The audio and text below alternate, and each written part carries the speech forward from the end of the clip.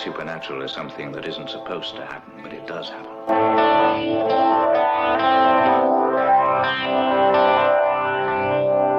And no nation which expects to be the leader of other nations can expect to stay behind in this race for space.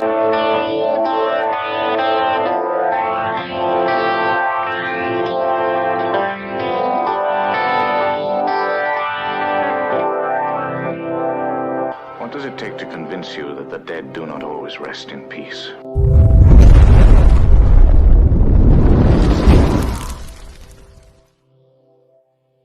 This is brought to you by broadsbeardcare.com. Go there, check out our signature blend. Use promo code 3beards, and you're going to save 20% off your beard care product purchase. And you're going to support us. And it kind of fitting too is if you purchase a bottle of our signature blend, money of that goes towards Kelly to help rescue a gnome. You're going to help out a gnome. You're going to give it a gnome, and it's like the Willy Wonka thing. As he's doing stuff, they get together and they sing him a song to let him know a moral story of what he should have learned from that day. And so, it just kind of it helps him out. So, if you're going to help him out, and you're going to help us out. So, kind of a fitting way to introduce our guest, Varla Ventura. How are you tonight? Hi. Oh, wait. I wanted to wave with this arm. Yeah. I know. Everything's opposite. We've gone through the looking glass apparently. So thank you for having me. So we brought you on to talk about, if we can get your book, Fairies and Changelings. Yeah. Yeah, I got it in. Yep, that's the one. I want to tell you, I was, in a way, when I first cracked it open, it was a little different than what I was expecting, because it was almost laid out a little bit like Grimm's fairy tales. The way you had the different story, and I really enjoyed it. And I want to compliment you. Your foreword in this book was probably one of the best I've ever read. Oh, thank you so much. It was the way it was laid out. It was almost like its story in itself. When you were talking about, beware, if you do this, you will forever, it's kind of like one of those things. Once you open your eyes, you can't close them again. About it. Yeah. Yeah. So I said compliments on it. That's very nice job. Thank you so much. I appreciate that. Thank you for reading it. I appreciate that too. And the one we've got a picture, we're put up here. I know one that Austin needs to get, because he's big on. Yep. That's one. Oh yeah. So that's why I was when we emailed you, I wanted to because we did an episode on the Mermaids prior, but we're just three-bearded idiots that just don't really know what we're doing, and so we just started talking about it. Did you guys just talk about it amongst yourselves? Well, it was kind of like that. It was just. I want to hear that one. Yeah. So it was so bad that I even forgot to really bring up stuff like the sirens. It happens. It was the whole. It was kind of that whole thing where, looking back, I'm like, oh yeah, we should have talked about this. Oh, we should have talked about this. And then now that we've got all of these, Mark Eddy, we talk about him all the time. He got us in touch with everybody, and including yourself. And I told the guys, I'm like, we need to revisit some of these things, because now, especially like with you, we can have a legitimate source to talk about it, and it's not just the three of us going off our I think they're real. It'll be four of us going off on. So what you're saying pops is into our heads. all of us buy her book, Among the Mermaids, bring her back on, discuss. Perfect. We'll have book group. It'll be book group. Yeah. Yes. Exactly. And then, kind of a little off topic, real quick. Steve, let me try this again. I went to Twitter, and I followed you. Yeah. I know I had a cup of coffee. There was nothing in it. I swear, there's just coffee. But I went to Twitter, and one of your tweets on there was, for a tarot card reading. Just like one. And so I saw that, and then right back here, one of my prized possessions. I think it's tiny. Misco, no, I didn't even know those existed. Are you kidding me? eBay for $8. Wow. It's tiny. You get a book, man. Bargain. Yeah, so I got that, and then there's also just more of a legitimate. I can't see it because of the shine. Tarot cards looks like. Yeah. It's okay. Yep. Yeah. Nice. White tarot. Yeah. So I got a couple of those. Wait. Yeah. Yeah. So Arthur E. Waite. I think the E stands for Edward, but that is a guess. Yeah. So that was gotta be. So I saw that. I'm like, ooh, she's into tarot cards. That's cool. Yeah. I grew up actually just before. My dog just came in here, so it could get weird for a second. But you won't see her. Every show has to have an animal photo bomb. I wish, it'd be really cool and witchy as if my cat jumped up, my big black cat jumped up behind me, but instead my giant white dog just came down and is probably going to knock the computer over. So, that's awesome. Yeah, no, I grew up actually reading. I learned to read tarot from my mom at a pretty young age. And then I went on to like kind of study it. And everybody has their own interpretation on tarot and how to use it. Oh my gosh. No, come here. Drop. She literally picked up the one toy. Yes. That makes noise. Yes. Oh my God. No, Iris, come here. This is our show. Drop that. No. Okay, get something else. Go get something else. Go on, get something else. Get something else. I swear this doesn't. No.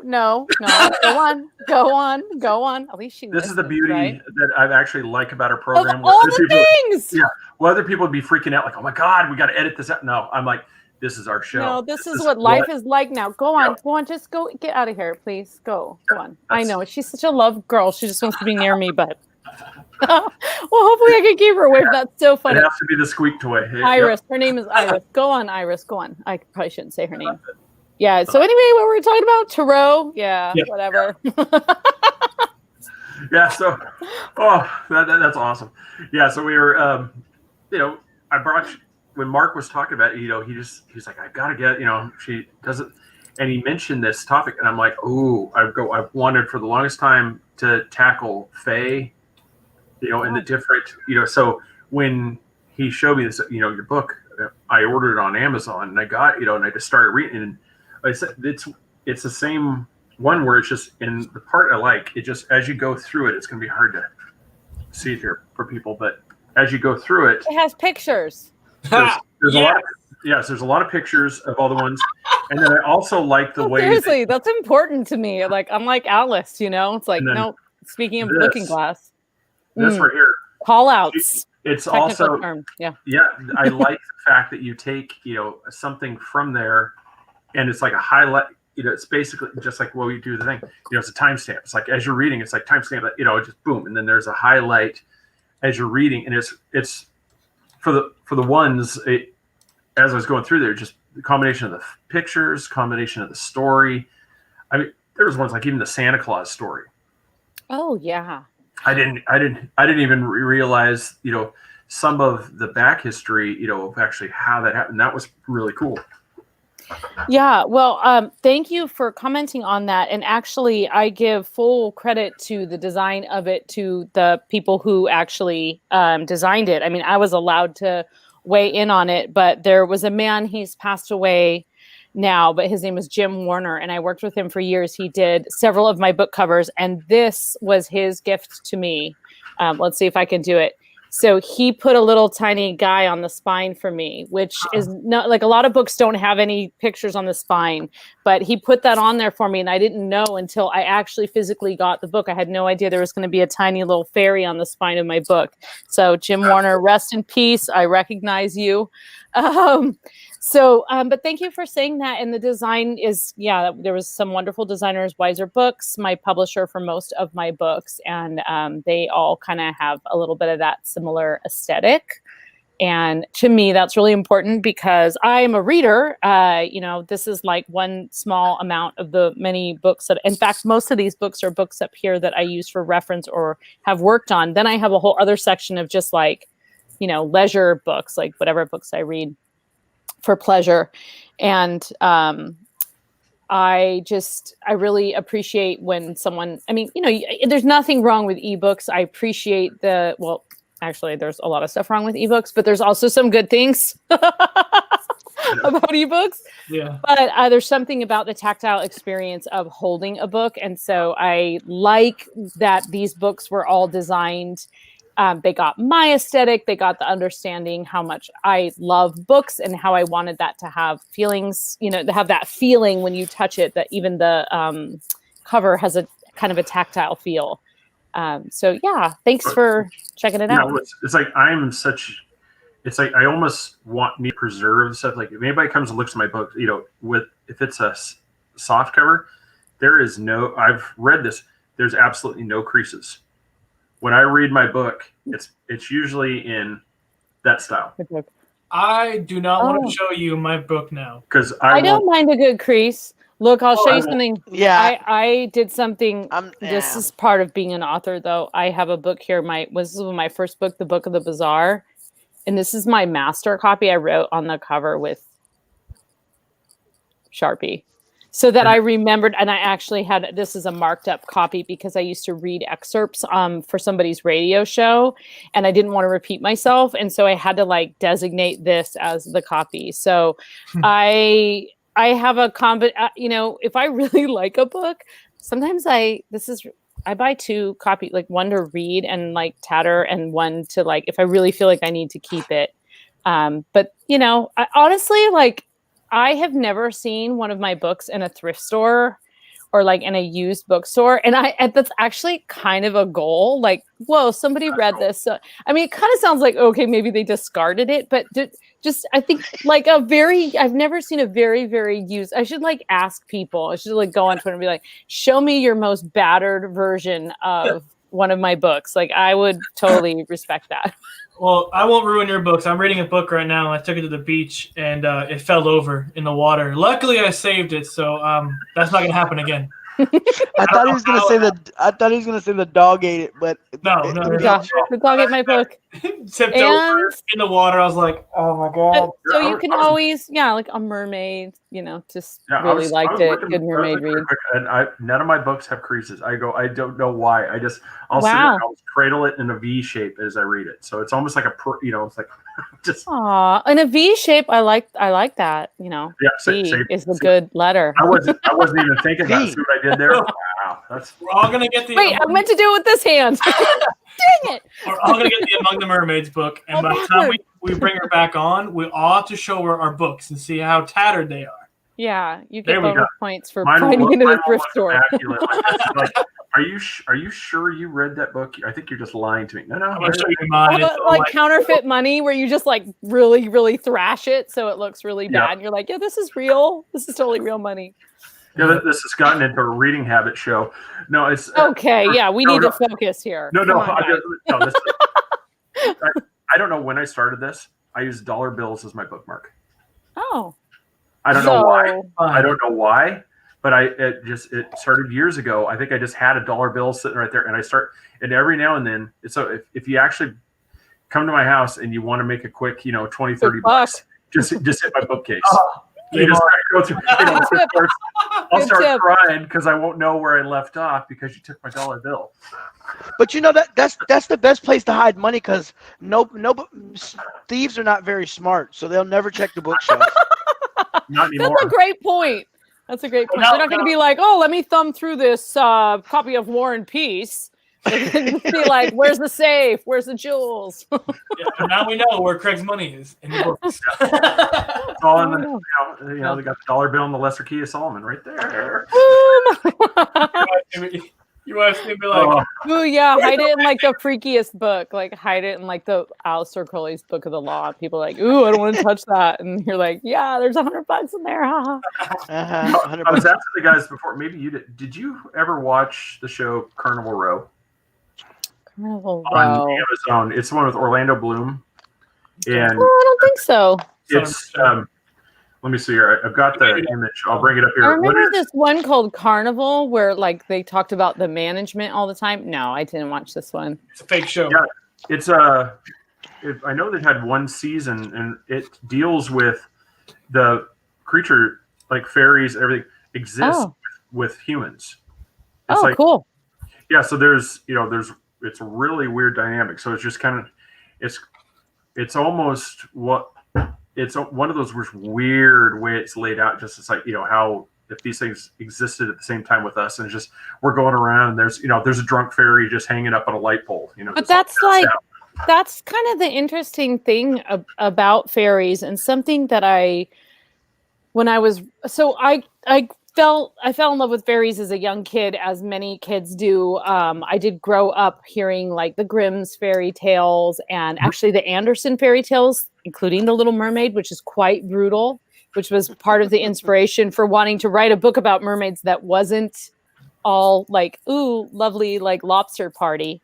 But the same thing with fairies is that I think, just to like give you that umbrella term, the idea of fairies, people immediately, and this is true, and there's nothing entirely wrong with it, but people immediately think of a gossamer winged creature, something that sort of flits from flower to flower, and sort of Tinkerbell-ish. And of course, that's part of our culture. That's kind of what we associate with fairies. But the kingdom of fairy is as vast as like the plant kingdom or the animal kingdom. And there are all these like sub fairies within that, that are these kind of incredible creatures. And many of them they share names. They have different names in different cultures, at different times. But one of the most interesting things about all fairies and most fairy tales, and this is actually true of folklore and the supernatural in general, is there's a very interesting relationship with time. And time is not the same thing to fairies or in the fairy kingdom as it is to humans. And so when you say something like fairies existing at the same time as us, fairies are kind of existing in their own, doing their own thing, doing their own like supernatural thing, just like, whatever, vampires and banshees and all those kind of creatures, or maybe they're like roaming around, but their relationship with time is very different. You see this in a lot of indigenous cultures. The relationship with time is not, it starts here and it ends here. It starts at noon and it ends at midnight. It's a much more sort of like circular and overlapping thing. And as I was getting deeper and deeper than I thought I would, I thought I knew some stuff about fairies. And the more I got into the book, the more things that kind of came about. And there were a lot of parallels in the fairy kingdom with some of the very common themes and threads that you hear in the paranormal community and in talking about supernatural things, including UFO abductions and this kind of experience where you wake up down the road naked, don't know what happened to you, you can't find your shoes, totally messed with time. You think it's been a night, it's been whatever, 3 weeks. That whole Rip Van Winkle thing, that's totally something that happens when you enter into this other realm. And it goes very, very deep beyond that. But just that idea that some people call it like, piercing a veil, or there's like, sort of like slips in the space-time continuum or whatever it is. But there's another idea of dimensions that it's not necessarily, it's hard to equate with how we realize time and space as, just like functioning or moderately functioning humans on a regular basis. So fairies can slip in all kinds of places. Like I've read a lot of things about poltergeists, where kids are just wake up and they've got scratches on them. And then there are some hobgoblins that perform that act in much the same way and can, steal things and pinch you in the night. So it's interesting. I found a lot of, I'm not dismissing all of the claims of alien abduction and saying, hey, actually, I think you fell asleep on the fairy mound. But there's some parallels there where I think, you could argue that at least some of those experiences could be equated to, being abducted into the fairy kingdom. Yeah, I just thought my wife was pinching me at night, but I guess it might be a fair. You know what they don't like? They don't like if your room's not clean. I'm sorry, but that is absolutely true. So if you're getting pinched. Well, I don't have to worry. I'm not gonna lie. I mean, just when you were talking about it, it's like, are you sure nothing has been moved? I'm like, I do now. I'm like, now I'm sitting all worried. I'm like, over there. Like, I don't remember leaving that class there. Yeah. Oh, but you know what? One of the things you wanted to talk about were Pookas. And Pookas are actually like one of my favorite members of the fairy kingdom. They just have this very lively group of, very nice. The lively group of stories around them. And see, he could use that beard oil.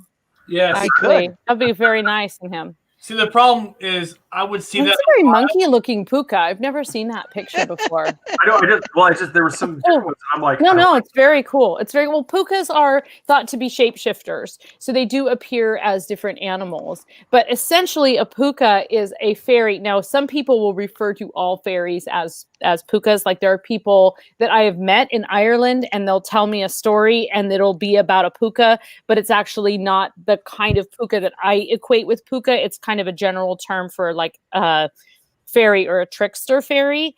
So pukas are the trickster fairies, and they prey on the drunks. They are the ones that will take you, and as you're stumbling home from the pub one night, they will sneak up behind you, throw you onto their back, and they're come in the form of like a giant black horse or something. They'll throw you on their back, and they'll take you on this like insane ride where you are basically on the precipice of death. Or complete, and you're just like completely and utterly afraid, but then actually you totally survive and you wake up and you're like, whoa, okay, I need to evaluate my life and my life choices. Pukas kind of exist in that space. And the most famous puka most people have probably heard of, at least, and that is the giant rabbit in Harvey. Or the giant rabbit in Donnie Darko. That might be a even more known reference. In Donnie Darko, that rabbit just kind of like menacingly appears repeatedly. And then in Harvey, he's this giant white rabbit. Basically, Harvey's like this town drunk. He's played by Jimmy Stewart, and he's this town, Elwood P. Dowd. He's a town drunk, totally embarrasses his sister all the time because he's sitting there talking to this rabbit that is like, 6 feet tall and knows all about him and knows all about his struggles and his life issues. What the hell is that? That's Donnie Darko rabbit. That's the Donnie Darko. That's creepy. Darko poop. Yeah, he's super creepy. That's a creepy movie. It is. That's Very something creepy. I'm not gonna walk up to.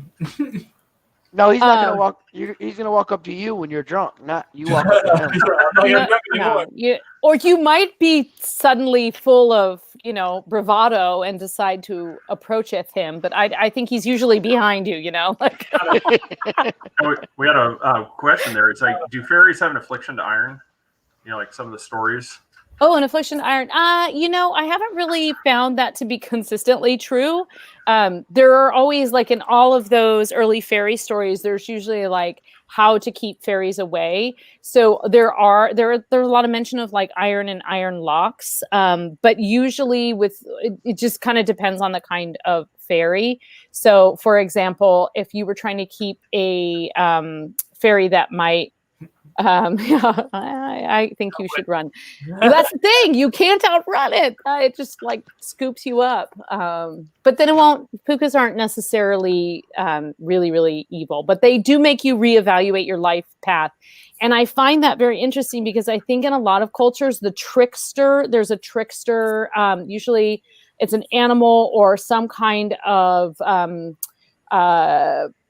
character in a story that exists to mess with when you think you've got it all together, or when you think you know things, it comes along and it messes with your sense of reality and your sense of thinking that you're doing the right thing or that you're on the right path. And we all kind of need that element, right? Like we need sometimes something to like shake us out of that routine or our bad habits or whatever it is. But anyway, so back to iron. Yeah, I've read things about like changelings, which if you're trying to keep your, prevent a changeling, you have to seal all of the drawers and lock them all. Typically those locks were iron.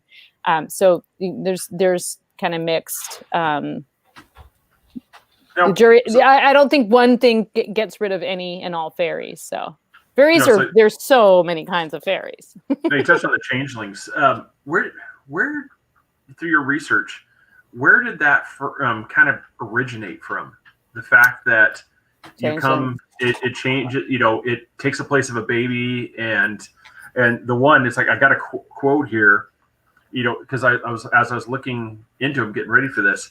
One of the ways they said, the common means that was used to identify a changeling was to cook the family meal in an eggshell. And at that point, the child will exclaim, "I have seen the acorn before the oak. but I never saw the likes of this and then vanish, and all of a sudden the original child is brought back.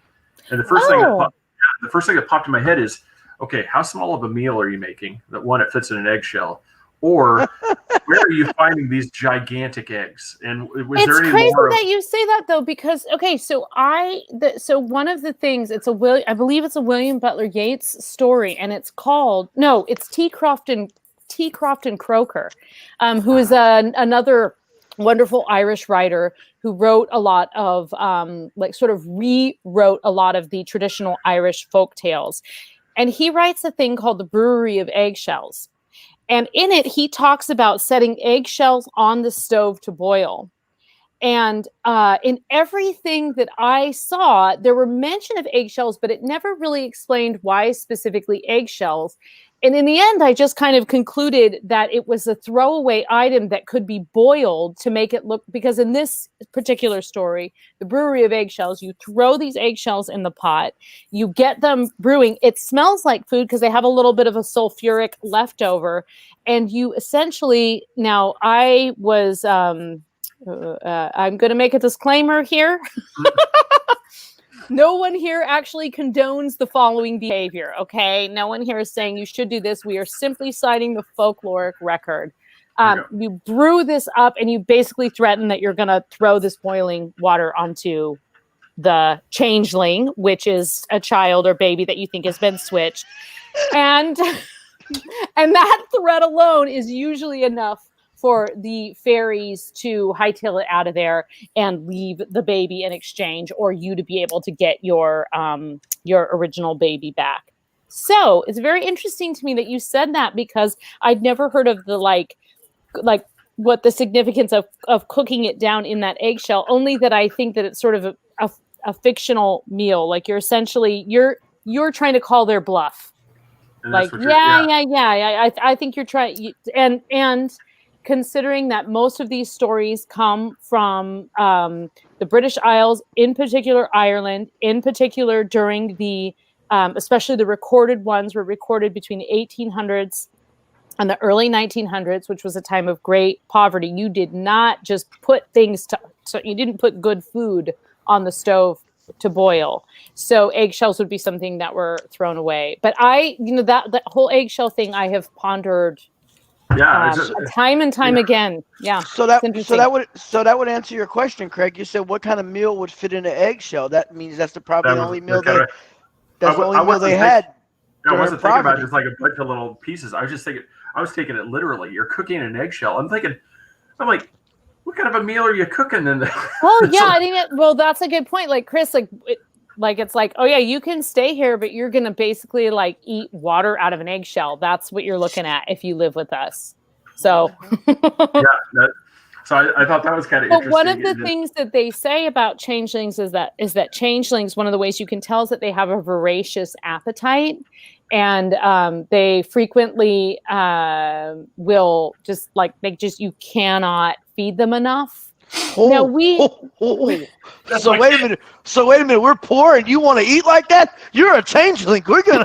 You're out. We're gonna leave you on the hillside and see if anybody comes and gets you. But unfortunately, that actually is true. And we do know today, while I do think that the whole changeling scenario is a possibility, we also, and I try and do this with all of the things that I read.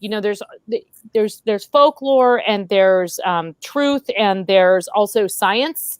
And so sometimes you have to remember that some of the stories were people with undiagnosed conditions that today would be very treatable, but at the time may have been looked at as strange, or of the fairy realm, not of this earth. So there's some weird stuff in there as well. But yeah, changelings are kind of terrifying, because if you're a parent, they're particularly terrifying because they are essentially where a fairy baby is left in place of a human baby. It was so creepy. And I'm just saying, if I wake up and my son looks like that, I'm going to be like, whoa, where'd he go? Whoa. That's what he's going to look like if he plays the Xbox all night. Tell him That's true. That's true. That's awesome. Hey, Dad. Oh, God. Yeah. It's just, the other question I was, we've talked about it in a few of the cryptid shows we've done, and you kind of hit on it, which was perfect. Where I kind of speculated with our last guest, where you said you like piercing the veil, you did so it because we've noticed, like, obviously back in 1500s, 1600s, these stories were everywhere. I mean, obviously they didn't have other distractions. In your book, you even talk about, without artificial light, you're talking candles, lanterns, and when you blow those things out, you hear every little snap, every little There's crack. no street lights. There's no television. There's no radio. There's no CBs or cell phones And that's where I said, was there something to it that a lot of these things were just, figments of the imagination, trying to explain the sounds, and they became stories, or what just because there's nothing else to really talk about, so these stories promenaded so far around groups. Because what I want to do is, like, the piercing of the veil is, I'm a big believer, like Bigfoot, other ones are that this is from another dimension, another realm, that occasionally, like the TV show Fringe, is able to bleed over, and then we see it. Yeah. And that's why we don't find a Bigfoot skeleton, Mothman skeleton. It's because they're here and then they're gone. We still have the footprint evidence. We have fur. We have all this, but we don't have a physical body because they don't actually exist. They're normal, like a black bear for us. Well, this place may have Bigfoot running all over the place, but just occasionally it just falls into a portal, and all of a sudden, backwoods of Oregon and Washington. My foot is stuck in this portal again. Yeah. I mean, it's a big foot.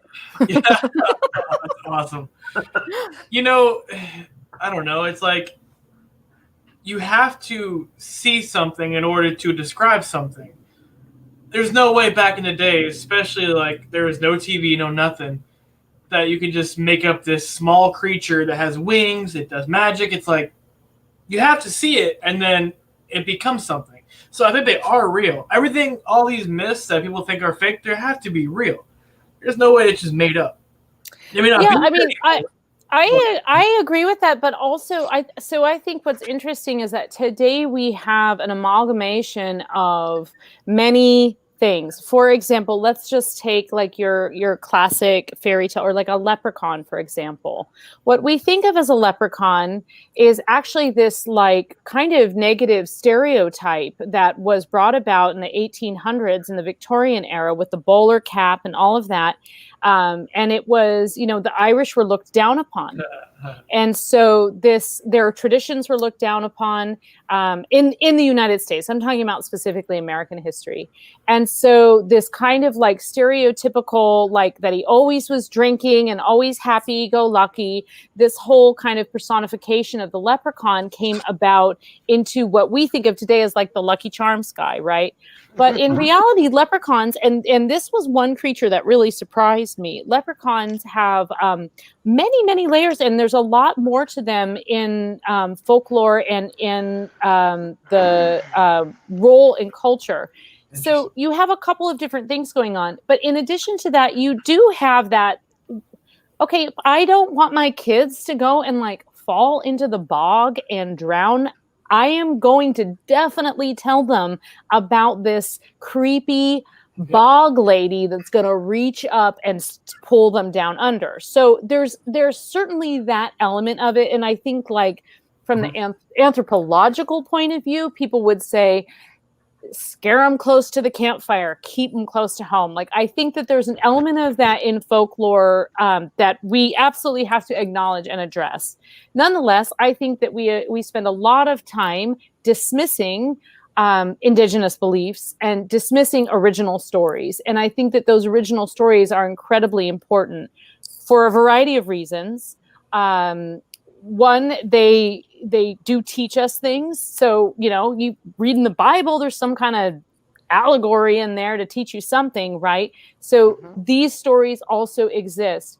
They weren't, another factor to always remember is that they were not written down, and you can see this completely, you see this so much in the Americas and the way that we take indigenous stories and sort of manipulate them, especially with Irish culture. You and you see this, you have people who were recording these stories, and you see this also in werewolf beliefs. You see it in the stories about vampires.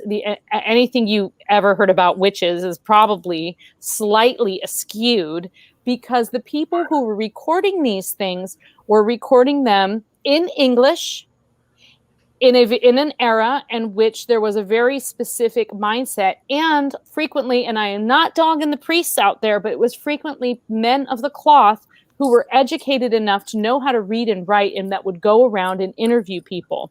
So you had people like the Grimm's brothers, you had William Butler Yeats, you had certain people who were going around and collecting the stories of the peasants, as Yeats actually called them.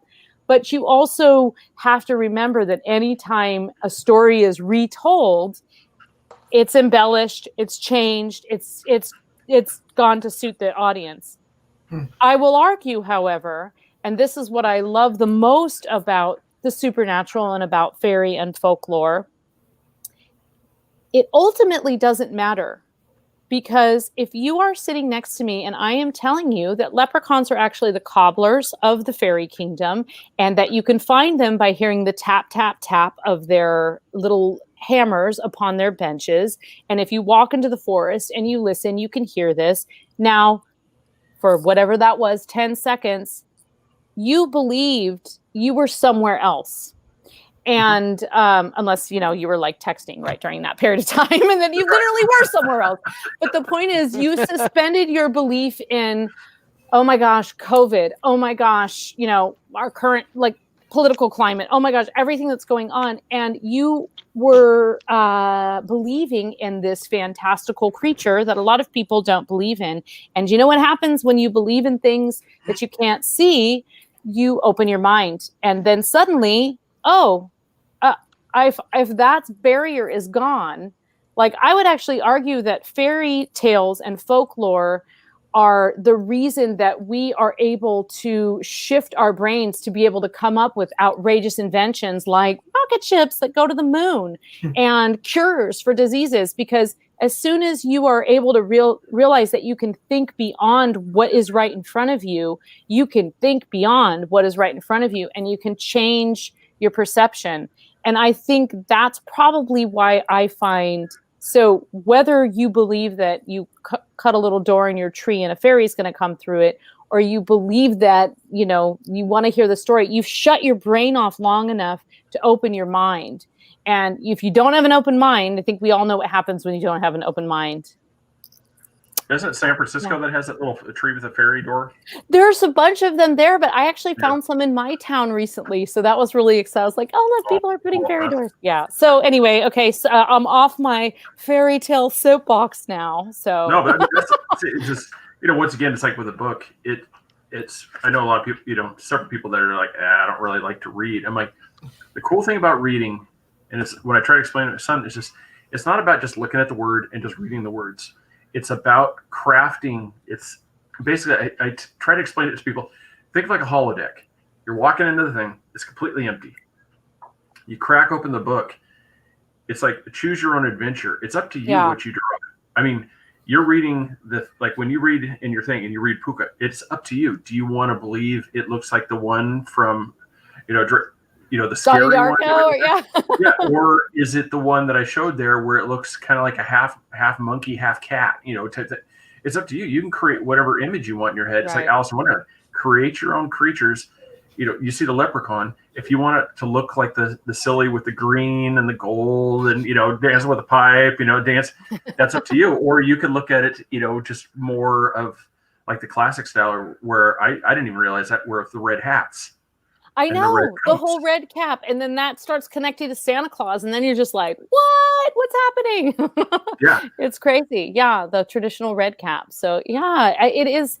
I think I actually had a similar conversation with my son about just like the fact that when you take any character from any book, and sure, there's movie versions that come later, and sometimes those do match, but I can read the exact same book that you're reading, and my mind can create a whole different world from yours. And we can relate, but the way that I picture that path that goes into the woods can look different. And, you kind of allow yourself that that freedom to imagine. So, because for me, it's like the way you said with the movie, Dan Brown's Da Vinci Code, and what they put out in the big screen, completely different.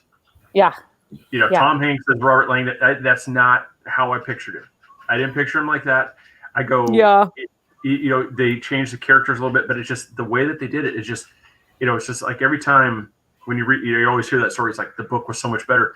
It was because my son literally has a shirt that says the book was better. Cool. Yeah, it's not what you think it is. So it's like with the book I'm reading with I don't know if you finished it, Craig, Chronos Rising. I'm like, I want to see a movie about this. I'm like, you know what? It's probably gonna ruin the book for me. I don't want to see it. I want to read it and then think about it the way I think about it, not ruin it for me. I mean, having said that, I'm happy to sell the movie rights to anything I've written. More than happy. But whenever they make a movie, it's like, you just explain that book, without spoiler alert, without giving any things, they'll take something that was pivotal to you that you remember from reading the book, and the movie takes that out. Yeah. And then you're like, sometimes things are added in, or actually, Alice in Wonderland is a great example. We're just going to go on through the looking glass. But one of the versions of Alice in Wonderland that we're all probably the most familiar with is the Disney version. Mm-hmm. But the thing is in the Disney version, there's a bunch of characters that don't appear in Alice in Wonderland. They appear in Through the Looking Glass. And so, hats off to the screenwriter, because they read the entire lexicon of Lewis Carroll and merged them together. But there are certain characters that don't appear at all in the first one that do appear in that movie. So it's just, it's kind of interesting the way that people can, and then that can become the iconic Dracula, Bela Lugosi. We think of him as like the main Dracula. Dracula itself is our main association with vampires. And yet there's this whole other rich lexicon that goes along with vampires and vampire mythos. So, I might be misreading this, but we might be able to get you on for that one as well if you don't mind too, because we need to redo a vampire episode too, because our vampire. Oh, okay, yeah. Actually, I'm working very closely with a wonderful vampiric friend of mine. So, reading his manuscript and learning some even more about the vampire culture. So it's very interesting. I personally am not a vampire. I just want to go on record. Yeah, I'm a friend. I'm a friend and supporter. The Bela Lugosi one, it's the classical one. For me, the one that I immediately go to, especially like movies, is Bram Stoker's. Gary Oldman. That was, yeah. Isn't Tom Waits in that movie? That's why he's like the creepy. He's like Renfo or whatever in the guy in the scene when jail. He's shaving, and all of a sudden he cuts it, and all of a sudden you see him turn over to licks the thing. Yes, I love that scene. I love that scene. Yeah, that was beautiful. Those are the ones where you're like, see, that's how it's supposed to be. It's not the over the top blood everywhere. I go, this is the one where it has the suspense, has the creep factor to it, and that's what you want. It doesn't have to be over the top gore. Yeah, for the vampires, it's the problem. It's like what Tara said, Harry Potter and the Goblet of Fire is her favorite movie, but they butchered it. Or favorite book, butchered it. But she didn't realize until she read the book how much they had. And actually, I had the same experience because I didn't read the book until later, reading it with my son. But of course, with my nieces and nephews who are quite a bit older, we had watched the movies together. But a cute story related to that is that my son has never seen the movies, but he's read all of the books. And one day I was just, I don't know, dropped something on my toe, and I did my kind of like faux Scottishy Hagrid voice. Mm-hmm. And my son said to me, "Oh, why do you sound like Hagrid?" And I realized that he doesn't actually have, he's never seen the movie. So his picture of Hagrid is however he pictures it, and Hagrid's voice is my really bad Scottish. I was like, oh my god! I don't know why. I mean, Hagrid's clearly Scottish. That's what kind of what we were saying. It's because that's what the cool part is. Like, I was trying to talk to my son. It's like he has created this image in his head. He knows exactly what he's pictured through the whole series. He knows what these characters look like in his mind. So it's going to be when he actually watches the movies, it'll be interesting to see if he's like, that's not how I pictured that at all. Yeah. Detail. Harry Potter, what is it, 7 books? I might be wrong. You can't do that. 7. Yeah, 7's good. But it's like 7 books. There's so much detail in the books. You can't put that in the movies without making it 5-6 hours long. Right. And then you're going to lose attention, unfortunately. Movies just ruin a lot of things, unfortunately, and it sucks. Or it's just they'll take somebody like Harry and all of a sudden they'll make it a female character in the movie. And you're like, wait a minute, it was a guy. It was a guy. It's completely different. Totally. And that, actually, there was something very significant in in The Shining, right? In The Shining, there's no maze. It's hedge animals. If you read the book, the little boy keeps looking out, and these hedge animals change their position, and then they move closer to the house. But in the movie, they're running through the hedge maze. Now, that was very effective. And of course, you're thinking this is before CGI. So that probably was one of the movies that I think did the book justice. But nonetheless, I preferred the book. But yeah. They did well with what they had at the time. They did their best, the creepy twins and stuff. No, I showed a picture here, kind of, I said, roll back, since we got you so off topic here. Now, there's always these reports, when you see a leprechaun skeleton. Yeah, the leprechaun skeleton. They've got all the reference points. There's $1. Someone's bookmark. Yeah. Someone left their bookmark there. Yep. Somebody got a hold of my. They always put the coins and the bottles. Is that from the Leprechaun Museum in Dublin? I wonder. I bet it is. The Carlingford Leprechaun. I don't remember the name. There's a Leprechaun Museum in Dublin, and I've been to Dublin so many times. I've actually never been to that museum. So I think that's the cute one. But that's the other one. Oh yeah. It's that. I think it says so creepy. Yeah. Remember the movie? The movie, he was this extremely creepy thing. So, leprechauns actually, kind of going back to what we were talking about with why people someone had to see it. What's the story? What's the significance of it? And there were a couple pretty fantastic leprechaun stories that I included in the book, like the guy who caught this leprechaun and then the leprechaun was like, oh yeah, you can just go. And he had this, or the leprechaun was like, please let me go. And he said, okay, well, you have to give me something. So he gives him this purse. And this purse is this magic leprechaun purse, which is actually the pot of gold. In most of those stories doesn't exist. That's kind of a newer version. Usually there's some sort of golden store. And just think about it. The pot of gold, the end of the rainbow. You cannot get to the end of the rainbow. It's a refraction of light. You'll never be able to get to it. So it's it's this manipulation of greed. Yeah. It's a commentary on greed. It's a commentary on not feeling like you have enough, and also just being a total fool. And so in this one story, this guy gets this purse, and he totally okay, I'll let you go. And he has this purse, and he goes down to the pub, and he's super proud and orders drinks for everyone. Dinner's on me. And then at the very end, he very grandly talks about how he caught this leprechaun, and he pulls out this purse, and he opens it up to pull out the gold coin, and he pulls out the gold coin, and he puts it down on the counter. And the barkeep's like, well, that's not enough. And he's like, it's a magic purse. Reaches in, pulls it out. It's empty. Because he's a fool, and he just took that purse with one gold coin, thinking he was going to get this whole golden store. So it's kind of this commentary on that idea of just get rich quick schemes, and Homer Simpson, right? Yep. I know I'm going to get rich with this scheme, and quick. It's just that kind of idea that you can instantly come upon. It's the lottery. It's the leprechaun is the lottery, really. In our modern Western world. This is one of my growing up, my favorite movie, Darby O'Gill. Oh, Darby O'Gill and the Little People. Yeah, I remember that movie. Yeah. Just right back here in the foreground, because of your book, I just noticed there's red hats. Oh yeah, the red cap.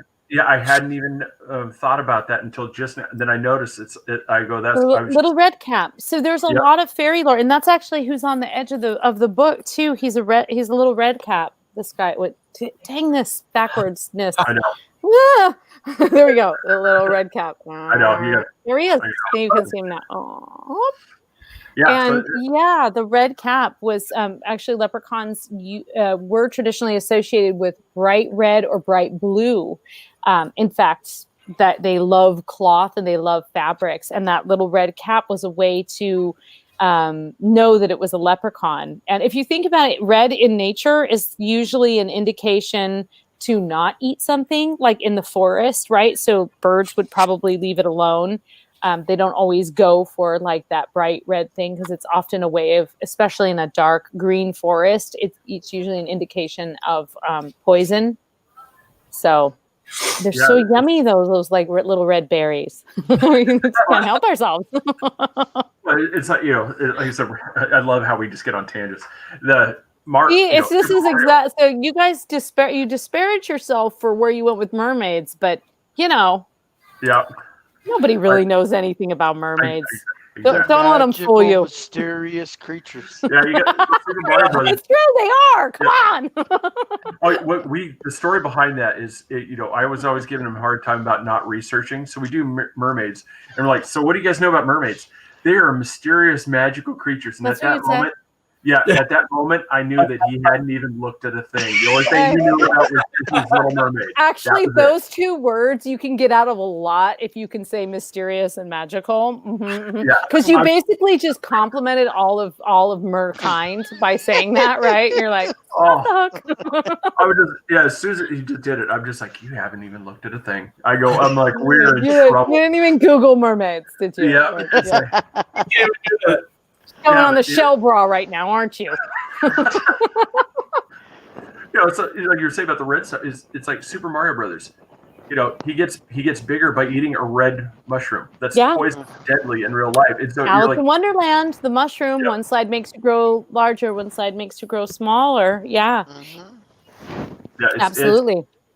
It's really fascinating. It's just the way that they can't, some of this stuff is just merged. I actually once had a caller call in. I was doing a coast to coast holiday special, Christmas special, and I was visiting some relatives in Florida at the time. So that's what really stood out to me, because I was talking about Christmas when I was like in this like beautiful climate, and someone called in and they said, well, I always heard that Santa Claus is white and red because of the mushroom, the Amanita muscara, the little white, and the toadstool that you see, the toadstool you see in Mario Brothers, the toadstool you see in depictions. There's probably at least one toadstool in my book cover.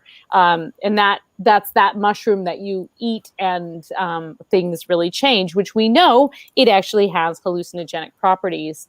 Now, I had not heard that. And so years later, I wrote this book and I looked into kind of that idea of, does that have anything to do with the Santa Claus colors? And because actually traditionally Santa Claus was quite, was usually depicted in robes of blue or green, because he was considered this very royal kind of father time, associated with Saturn, associated with some of the Norse gods, such as Odin. I mean, if you look at a picture of Odin or Google like a description of Odin, you're going to hear about a guy with a long white beard, right? And who was relatively magnanimous, right? Same description of Zeus. It's this guy with this long white beard. So,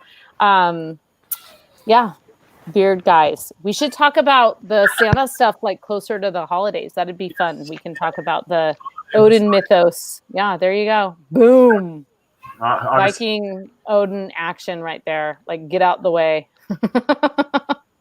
Yeah, we talked a little bit about the prior, just the tarot cards and stuff too. It's just, I've also got runes. Oh, runes. Mm-hmm. Yeah. And in Ireland, and I'm totally going to mispronounce it because I mispronounced it my whole life until someone corrected me in Ireland. But they call them, the word looks like Ogham, but it's, I believe it's pronounced Ogham. And it's these like rune-like marks. They're sort of like these, they almost look like hatch marks. And it's an ancient alphabet. It's very interesting. Has its whole other language. my wife's learning, Gaelic, and I'm just, she's using that on the, and as she's learning some of these words, I look at it, I'm like, how do you know that? Look anything like it sounds. Oh, sometimes I YouTube how to pronounce Irish names. There's this one girl whose name is her name is Saoirse, and it totally doesn't look like that. It's it looks like Saoirse, and she has this hilarious video which is like how to pronounce Irish names, and she gives you a minute to try and say it right yourself. It's just like the only one there's only like 2 I ever get right because I know people with those names, and all the even though I've watched the video like 4 or 5 times, like I cannot go back to Ireland until I figure this out. Well, there's like Slanja, like cheers, as you're drinking. Yeah. Well, at no people point are like Slanty, man. There's a TE, and at no point do you make that sound. No. I don't even know that sound exists in Gaelic. You're like, at what point does T sound like J? I go, I don't. I'm like, oh my God, this is gonna be. So it's kind of impressive to just seeing her, learning some of the words. I'm like, but very impressive. Yeah. So we definitely have to have you back on. I mean, that's not. Oh, definitely for the mermaid one because I just ordered the mermaid book, so we gotta have that. Okay, so now we got to make it worth your $9.95. If we didn't scare you off too much, we'd love to have you back. Yeah. That would be amazing. I would love that. There's so many themes we can go with. My mermaid book is Friday, so I mean, let's just say if you really want to see here, I mean, we're gonna really just tout her. I mean, let's see, boom, boom, boom, boom, boom, boom, boom, boom, boom. Just going down, her books. And then I have a bunch of like a lot of those little ones like that. Those are all ebooks, and so like there's some of the stories that I've included in excerpts in my books actually appear in full, and then I've done an introduction. So like in Paranormal Parlor, The House in the Brain appears. That's Edward Bulwer Lytton, the Dark and Stormy Night guy. There's some like pagan ritual stuff. Yeah. There's just a lot of time doing that. Yeah. It's amazing. I was looking at this and I'm like, wow, she is. I mean, prolific on the writing. I'm like, man. Yeah, trying to be. But it's fanboying at it's when Mark said, I'm like, oh my God, we're gonna have a guest on the show that's been on Coast to Coast AM. This is amazing. It just because I've told the guys before. You guys are more fun. Yes. Thank you. Yes. Because I grew up listening to Art Bell, and then when George Norrie took over, and so so it was the whole thing. It's just, it's just that iconic, intro music. Everybody knows.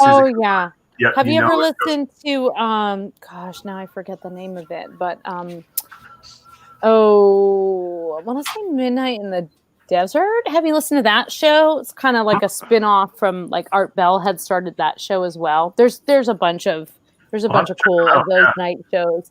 Yeah, I would be honored. It absolutely. You guys actually made it very relaxing for me. Sometimes I feel a little bit like I have to. I don't know. I think people expect you to like plug your books and talk about your knowledge, and sometimes it's nice to just not have a so a script. Let me just say, a lot of interviews that I have done in the last like 15 years, there's a script. I don't follow the script necessarily, but I send suggested questions, and that's very common. And I actually don't really think there's anything wrong with that, especially on some of those bigger shows. I just don't have time necessarily to delve into a lot of that stuff. But there's been a few people, and like, shout out to Mark. He's always been a wonderful supporter of mine. And Dave Scott, who has Spaced Out Radio. I'm like a regular guest, and we don't have any. We are just like, I don't know what you want to talk about. I don't know. Let's just talk about weird stuff. Did you write down a bunch of stuff to prepare for us tonight? I'm sorry if you did. I mean, I didn't. That's what our show is, though. I didn't, and you know why I didn't? Because based on the way when we were organizing it, based on the way that you were so relaxed about it, I knew I didn't need to. I was like, okay, we can just do whatever. It's going to be fine. I do have my books next to me because I didn't know if I was going to need to refer to something that I forgot I wrote or something. Well, that's the thing is, like you said, I got those images that you said, make sure that we had those up there. It's one of those things I've kind of taken since we started doing this. I want to at least, if I'm going to have you on, the least I could do is actually read the book that you wrote. So I could have, Hear that, Chris? No, it's like this one will be here Friday, okay? Yeah, I got it. It's coming. I can't wait. Yeah, it's and it was one of those things because I've watched a few shows where you see it, and the only thing that they know is that Varla sure is coming on. Ooh, I've been called Marla. I've been called Marla on air. Oh. Yeah. Oh. Okay.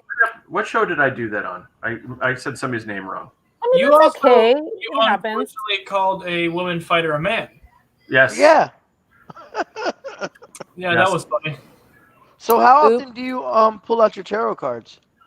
I use my tarot cards, I wouldn't say like daily, but I use them regularly. I would say at least weekly. I pull them out for so that tweet that you were talking about, that's a very particular deck that my mom gave to me, and this guy who we think was a living leprechaun had a first edition Aleister Crowley Thoth deck and buried it in the ground because that is where he kept all of his valuables in the underground. He just would bury stuff, and she gave me this deck, and I actually had tried to use that deck in the past and never liked it. And then my mom just handed me this green woolen thing, and she said, Robert gave me this deck.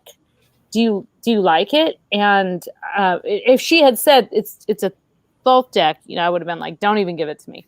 And I picked it up, and it just felt like amazing. And I opened it up, I could read it. And I'm not a big scholar of Aleister Crowley. I know, I know what your average witch probably knows about him.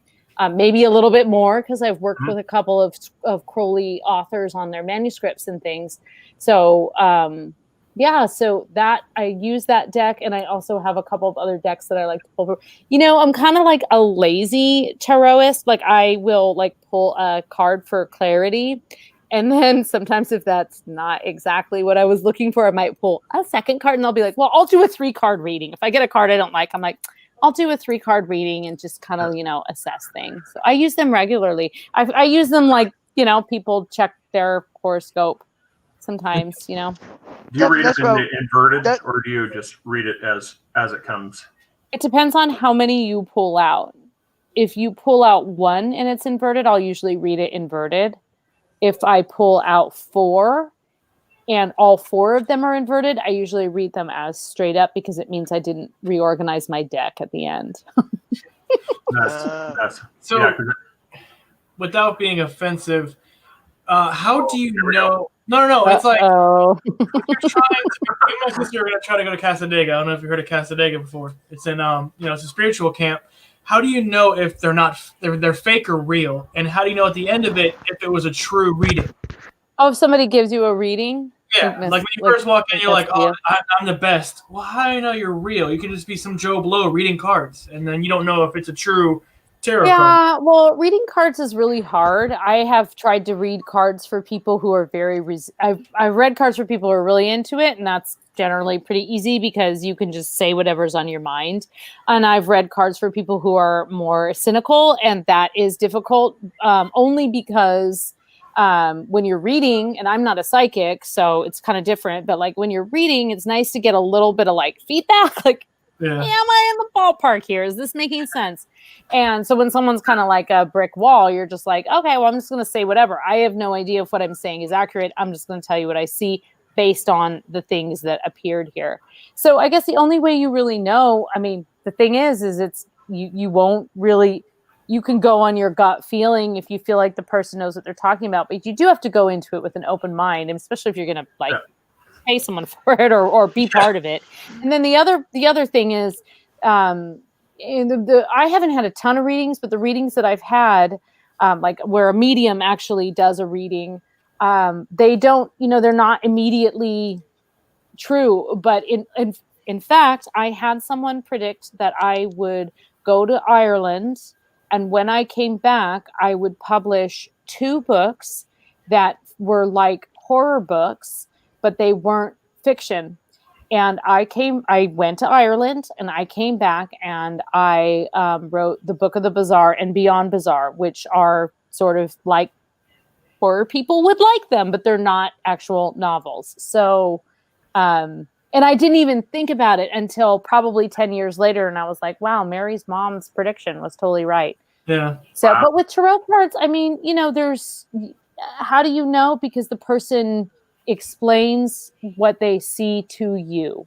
If someone is just like, looks like you're gonna die, like that's not. But if they explain to you, like, here I am seeing, the 7 of Swords, and each of these swords represent, like, people. If you're getting a good reading, they're reading you, not just your cards. So. The reason why I asked you my question is because we've had 2 psychic readings on air, and I was wondering maybe next time you could pull some tarot cards for us. I would be happy to. I will make the disclaimer: I'm not a psychic, but I'd be happy to. And that tweet that you saw was one of Dave's regular listeners. It was her birthday, and so as a gift to her, I told her I would pull her a card, and then tell her what it was on air. She was listening, and I would be happy to. I can totally, we can talk about what you want that reading to be. Like, we could do a podcast reading, cool. And just pull a couple. We could do like a 3-card. The easiest thing is 3 cards: past, present, and future. So that'll work. We could do that. Yeah. Okay.